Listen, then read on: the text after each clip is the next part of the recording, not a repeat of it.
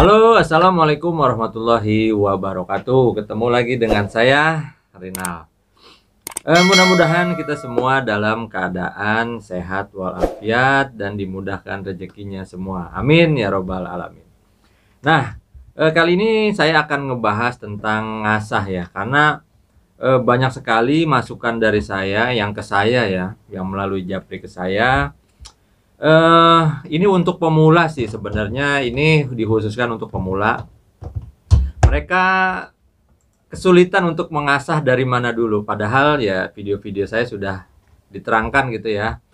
Jadi sebenarnya ngasah itu ya memang kalau yang tidak terbiasa akan sulit gitu.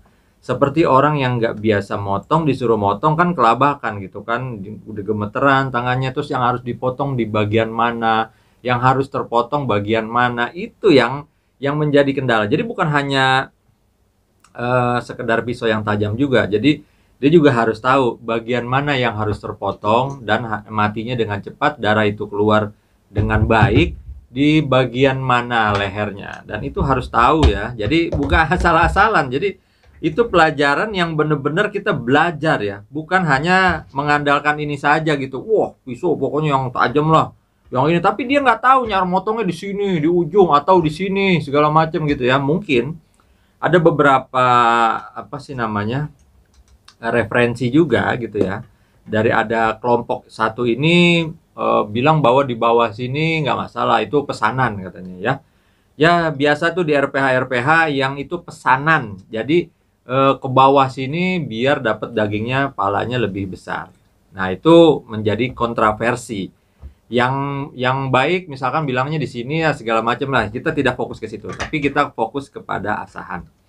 Jadi banyak juga yang bilang asahan seperti apa sih, saya baru beli pisau terus harus gimana ngasahnya. Nah itu harus ditahu, Anda kan detail dulu ya. Pisau atau goloknya itu diraba dulu, nih saya kasih contoh ya. Bentar. Nah ini seperti Anda beli pisau nih, Anda pegang dulu. Ini kira-kira udah landai belum atau udah flat belum? Kan ada ya di sininya yang apa? Yang gembung, di sini kembung gitu kan. Di sini gede, di sini kecil gitu kan. Nah, kalau misalkan di sini di rata sudah landai, sudah flat ya, sudah rata menurut jari Anda.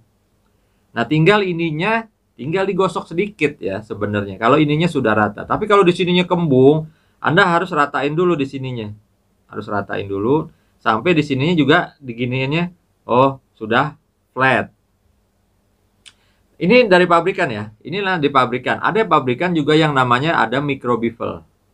Saya kasih contoh ya. Jadi santai ya. Banyak banget yang susah banget. Nah, ini ya saya kasih lihat. Ini adalah flat ya. Flat itu dia benar-benar lancip ya, flat. Nah, ini adalah micro bevel. Nah, ini micro bevel. Ini juga micro bevel. Nah, ini bulat bawahnya, convex ya, bulat. Bulat. Nah, ini juga micro bevel, tapi ini sedikit micro bevelnya. Nah, ketahui dulu Anda mau yang mana? Mau yang seperti ini flat, atau yang seperti ini, atau yang seperti ini, atau yang seperti ini. Nah, ini masing-masing hampir sama tapi fungsinya berbeda. Kalau ini buat sembelih, ini juga masih bisa buat sembelih, ini juga masih bisa buat sembelih. Nah ini nggak bisa, ini buat golok tebas atau kerja berat kayak kampak ya, semuanya ini buat kerja berat. Nah ini ada yang enak buat nyeset tulang, buat nyeset kulit, kulit ya ini. Nah rata-rata biasanya pabrikan itu biasanya begini nih, segini nih. Nah ini kurang enak kalau untuk sembelih tuh, dia terasanya agak lambat ya, agak lambat. Walaupun bisa, syaratnya hanya tajam, tapi ini agak lambat. Nah ini cepet ya, karena dia flat. Nah ini juga cepet sebenarnya nih. Ini saya di flatin segini. Nah ini juga bawahnya agak sedikit apa sih namanya, sedikit gitu, tapi beda sama ini. Kalau ini kembung ya, ini kembung gede. Nah kalau ini dari sini ke sini tipis ya, tipis. Nah, ini sebenarnya bisa juga nih, enak juga, dan ini juga enak ya. Jadi ini paling nggak 2 derajat ya, 2 derajat ke atas ya, kemiringan 2 derajat 2 derajat. Nah, kalau ini sudah nggak enak nih kalau buat apa sih namanya, buat sembelih ke leher nih agak lambat, apalagi ini ya, apalagi ini. Nah, Anda tahu dulu bilah pisau atau goloknya ini sudah begini apa belum, atau ininya di sini badannya rata atau masih kembung. Kalau badannya masih kembung, di sini udah belentang-belentong ya, bekas tempaan segala macam. Nah, ini namanya di badannya dilurusin dulu. Gini ya. Badannya ini dilurusin dulu ya, badannya dilurusin dulu. Nih diginiin, lihat. Sebenarnya gampang gitu, sebenarnya gampang. Tapi ada yang bilang, "Bang, saya udah flat. Saya udah flat nih. Saya seperti ini lah ya. Cuman kok nggak tajam-tajam gitu." Nah, itu ada beberapa faktor seperti kualitas bahannya kurang bagus. Nah, gitu ya. "Bang, saya sudah pakai grade tinggi." Ada pisau yang bagus, di grade tinggi nggak mau.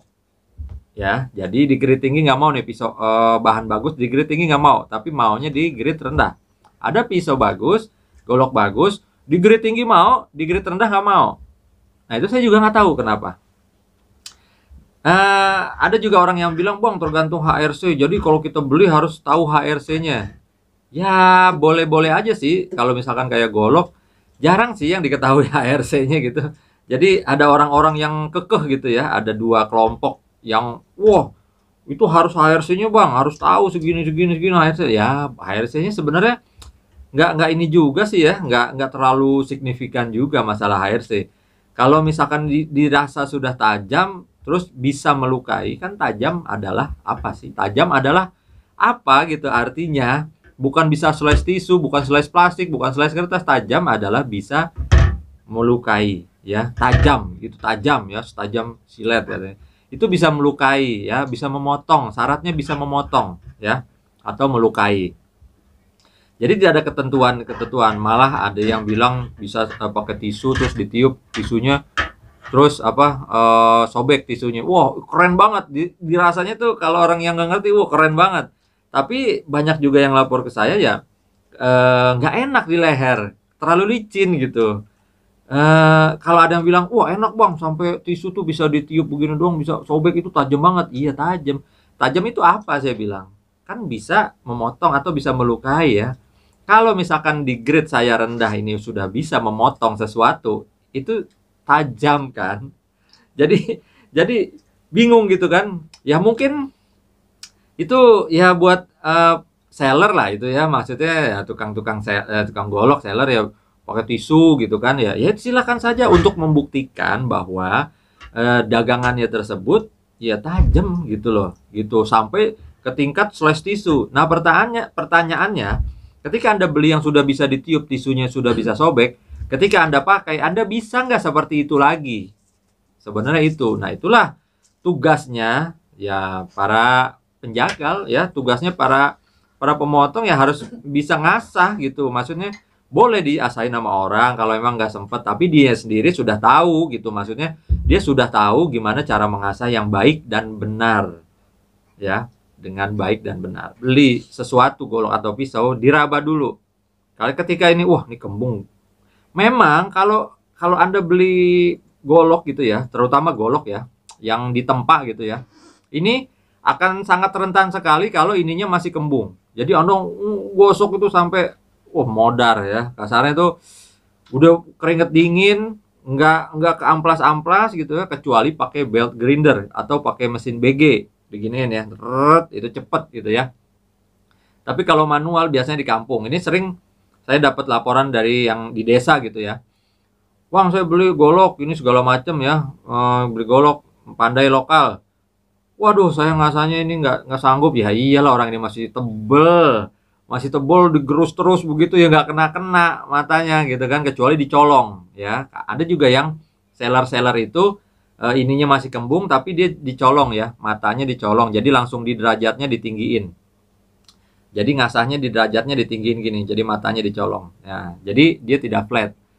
Jadi agak kembung sedikit, agak kembung, matanya agak kembung gitu. Itu banyak yang begitu, karena untuk ngeflatin sendiri capek juga kalau dia nggak punya BG ya, nggak punya BG, belt grinder.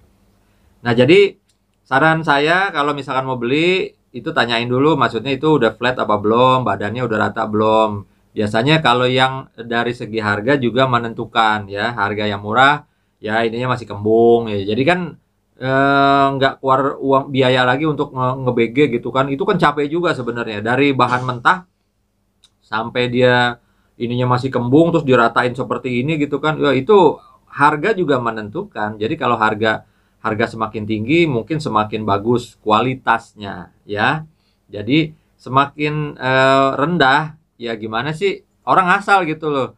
Nawar 100.000, 200.000 ya dikasih yang kembung, dikasih yang kayak ini marah gitu kan. Ya harganya segitu gitu maksudnya.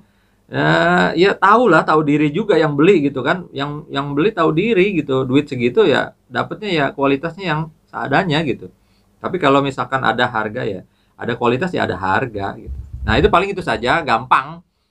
Mau ngurus pakai amplas atau pakai diamond flat silahkan. Yang penting Anda ngerti dulu. Setelah Anda punya, setelah Anda pegang, nih lihat dulu. Ini mau diapain gitu kan? Mau seperti apa matanya? Nih, kalau seperti ini silahkan digerus sampai ini nih, matanya nih dicolong gitu kan berapa derajat? 2 derajat. Ini bisa 2 derajat. Kalau yang ini bebas, ini mau ditunggingin juga bebas karena ini buat bacok-bacok ya. Dan ini buat ngulitin enak. Ini kecil sekali. Ini mesti dirombak matanya nih. Ini kebanyakan pabrikan begini nih, pabrikan. Jadi mesti dirombak dari sini, digerus lagi sampai dia flat. Ya, sampai dia flat. Ya, itu saja mungkin yang bisa saya sampaikan. Mudah sekali, tapi harus benar-benar konsisten dipraktekkan. Jadi bukan hanya teori, "Bang, saya capek bang." Kalau emang capek nggak mau ngasah nggak usah jadi tukang jagal ya. Ya, tungguin daging aja di rumah. Liatin orang motong, tungguin daging dari rumah. Kalau Anda nggak mau capek, ya. Udah dimanjain, pakai alat itu juga masih juga capek, bilang ya udah nggak usah jadi tukang jagal. Berarti emang Anda tidak bakat. Berarti Anda bakatnya makan daging aja udah ya. Apa bantuin panitia tuh ya, ngebungkusin daging, ngebungkusin daging. Oke, mungkin itu saja yang dari saya, kurang lebihnya mohon maaf. Wassalamualaikum warahmatullahi wabarakatuh.